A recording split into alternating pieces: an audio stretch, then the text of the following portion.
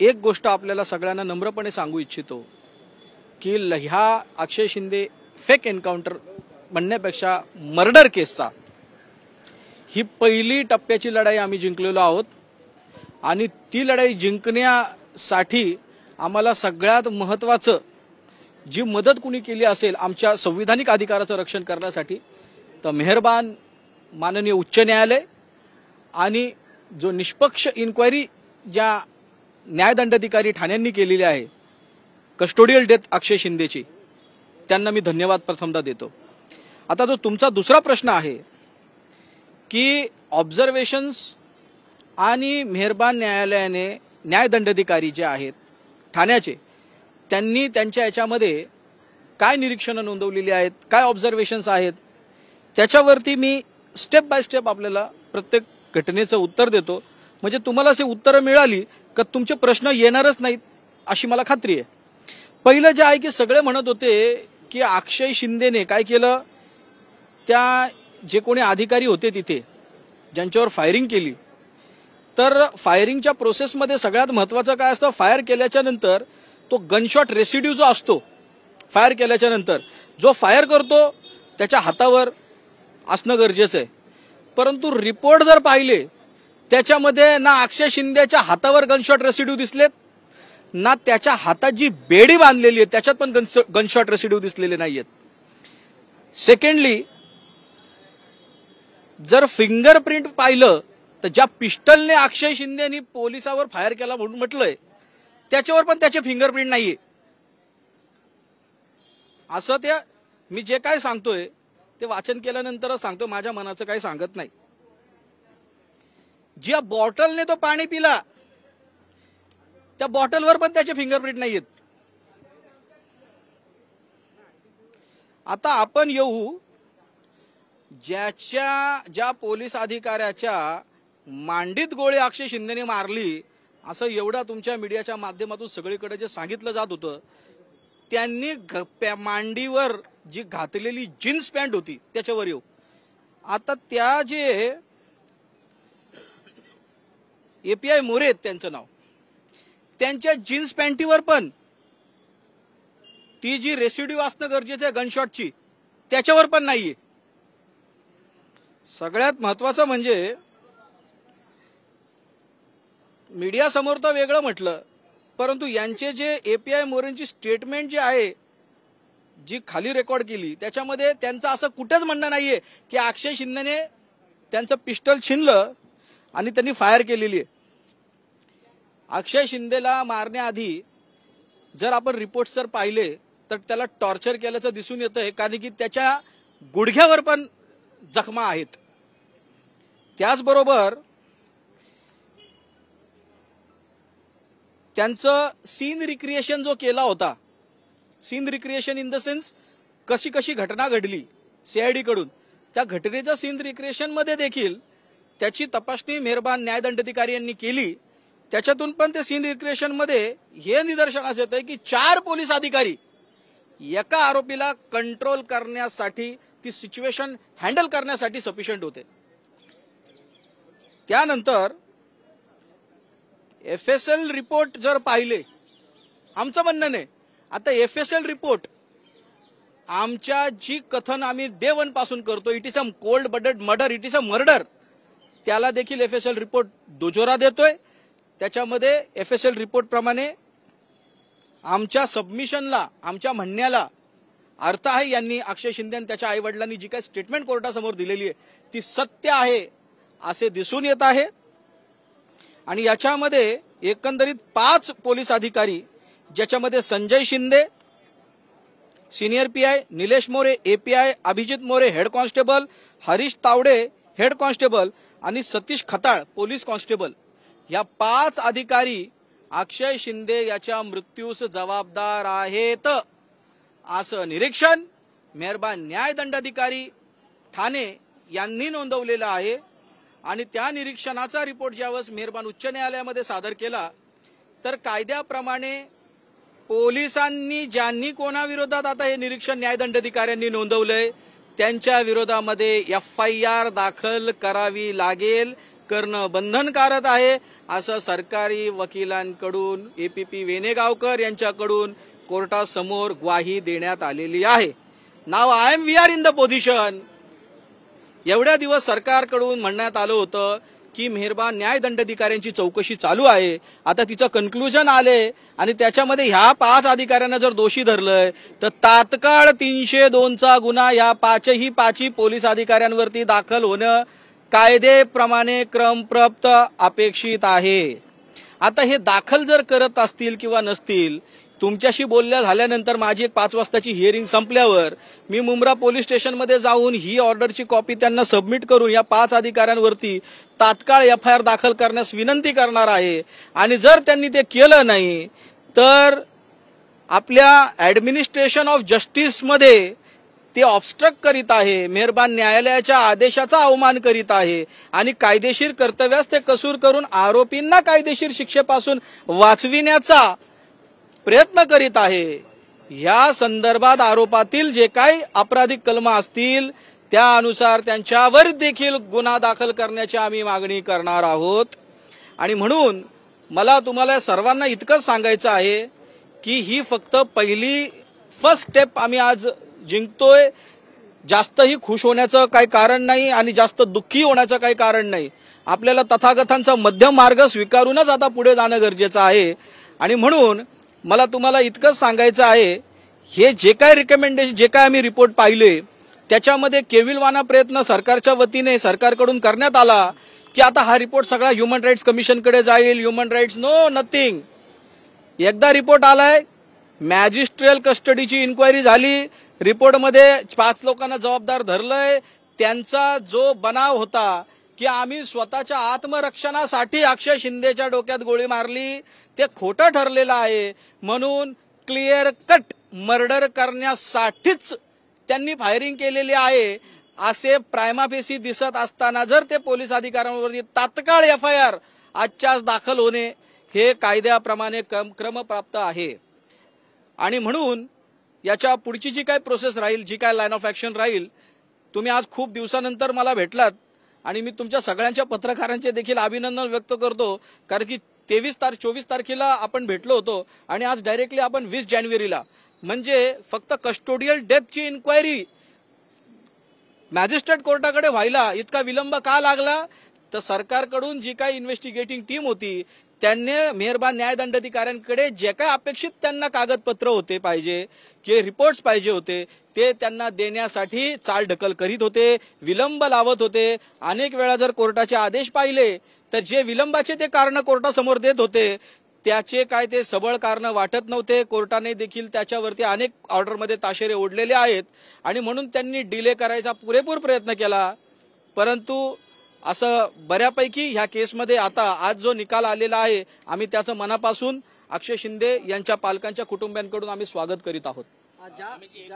जेव्हा तुम्ही याचिका दाखल केली तेव्हा सुद्धा हायकोर्टानं पोलिसांच्या भूमिकेवरती संशय व्यक्त केलेला होता, पोलिसांच्या पूर्ण पद्धतीवरती ताशेरे ओढलेले होते. हा रिपोर्ट आला, त्या व्यतिरिक्त कोर्टानं अजून काही इन्स्ट्रक्शन पास केलेले आहेत का? कोर्टाने या सगळ्या रिपोर्टला कशा पद्धतीनं दुजोरा दिला? एक लक्षात घ्या की आज कोर्टासमोर रिपोर्ट आला, कोर्टाने तात्काळ एक कॉपी रिपोर्टची आम्हाला देण्यासाठी सांगितलेली आहे. मी जे काही तुम्हाला सांगतोय रिपोर्टच्या अनुषंगाने सांगतोय, माझ्या मनाचं काही सांगत नाही. आणि टिप्पणी त्याच वेळेस कोर्ट करील किंवा ऑर्डर त्याच वेळेस कोर्ट पास करील ज्या वेळेस सरकार त्यांचे कर्तव्य पार पाडित नसतील. आज रिपोर्ट आलाय, आज त्यांना कळालंय, जर ते FIR दाखल करीत नसतील, कारवाई करीत नसतील तर आम्ही पुन्हा येऊ ना कोर्टाकडे. डिस्पोज नाही झालेली पिटिशन अजून, अभी तो लढाई सुरू हुई आहे. आणि आम्हालाही आमची फक्त आता याच्या पुढे कोर्टासमोर आम्ही ती एकच सिंपल विनंती केली की कोण इन्व्हेस्टिगेशन करणार आता हे पुढचं प्रकरण. हा प्रश्न उपस्थित झाला तर ते म्हणे अर्लियर CID विल इन्व्हेस्टिगेट. सरकारकडून सरकार वकील म्हणाले आमचं इतकंच म्हणणं आहे, CID लावा, FBI लावा, CBI लावा, SIT लावा, कोणतीही टीम लावा, आमचा चॉईस नाही.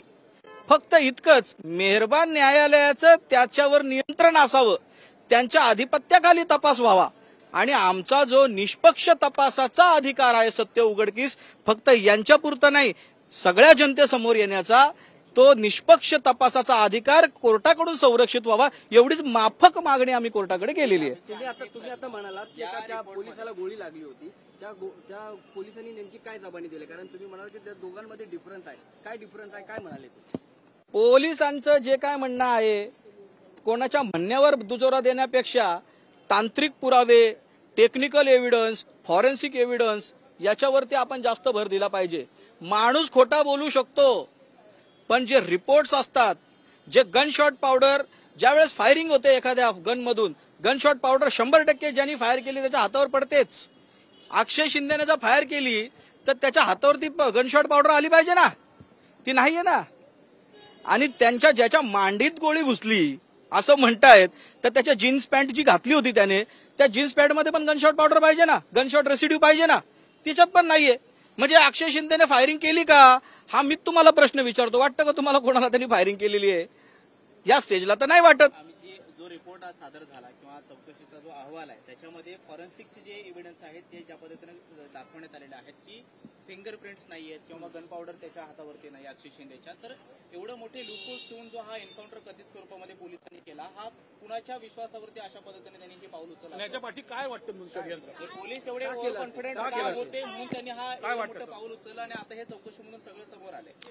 कसं असतं माहितीये का, आपल्या व्यवस्थेमध्ये लोकशाहीत, तुम्ही छान प्रश्न विचारला, कारण की जोपर्यंत आपण घटनेच्या मुळाशी जात नाही तोपर्यंत घटनेचं निराकरण होणार नाही. आणि असे पुन्हा कृत्य आणि गुन्हे लोकशाहीमध्ये घडता कामा नये, आपली सगळ्यांची जबाबदारी आहे. याच्यामध्ये पोलिसांचा जो माझा क्रिमिनल प्रॅक्टिसचा अनुभव आहे, पोलीस इतकी मोठी हिंमत राजकीय आश्रय असल्याशिवाय करू शकत नाही. आणि टायमिंग बघा त्याच्यातला घटनेचा, ज्या दिवशी 23 तारखेला अक्षय शिंदेच्या विरोधात त्याच्यावर लावलेल्या पोक्सोच्या आरोपाची चार्जशीट रजिस्टर होते सेशन्स कोर्टात, त्याच दिवशी त्याच्या पत्नीवर 2021 मध्ये त्यांनी बलात्कार केलाय असा आरोपाची FIR जी 2024ला दाखल होते, त्या गुन्ह्याच्या तपासाकामी त्याला बाहेर काढलं जातं आणि रस्त्यातच तो पोलिसांवर फायरिंग करतो. आणि मग पोलीस त्याच्यावर स्वतःला आत्मरक्षणासाठी 4 पोलिसांना बंदूक असताना पण, दुसरे काही अवजार असताना पण, त्याला बॉडी पार्ट पण कुठला चूज केला, डायरेक्ट डोक्यातच गोळी.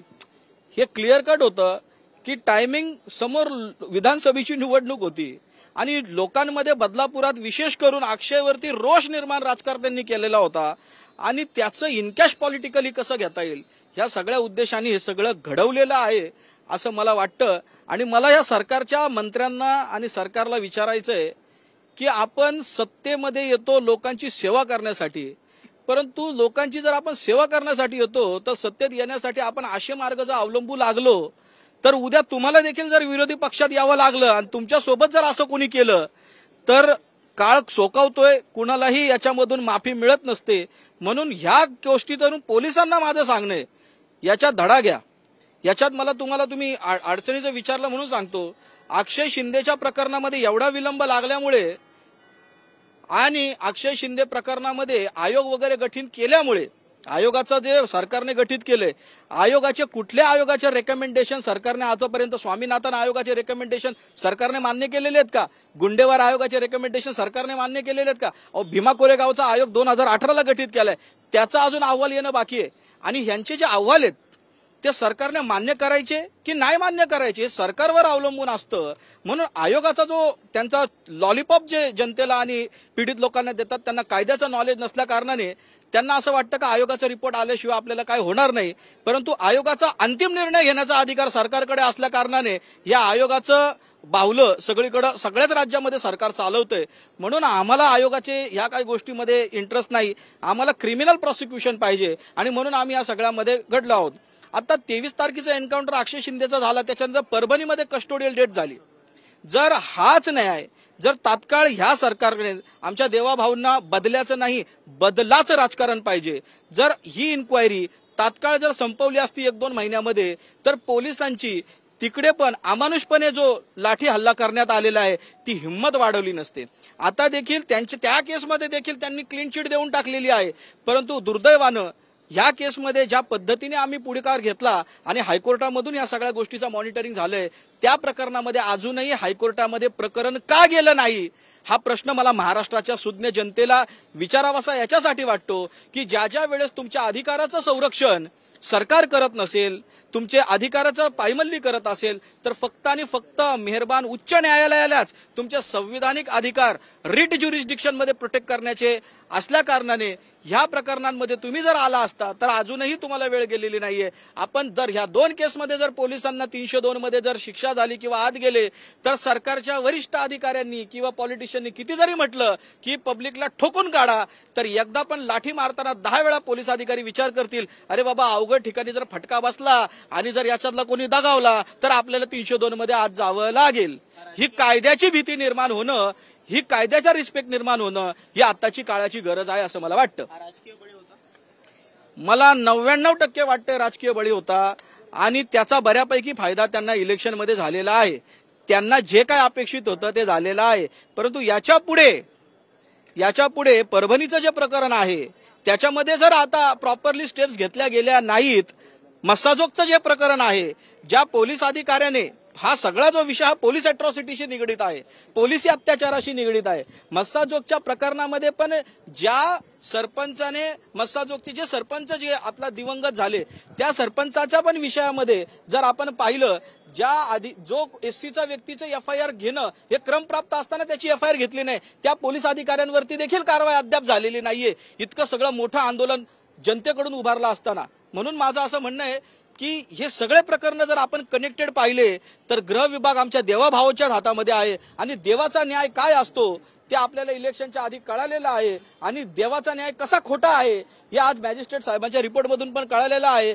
तरी माणसाकडून चुका होतात. आम्ही आमच्या गृहमंत्र्याकडून अपेक्षा करतो की आता याच्या पुढे तरी तुम्ही बदल्याचं नाही तर बदलाचं राजकारण, मी जे काही तुमच्या समोर कायद्याची रेकॉर्ड मधून येतंय त्याच्याप्रमाणे तुम्ही कराल, ही माफक अपेक्षा आमच्या गृहमंत्र्यांकडून आम्हाला आहे.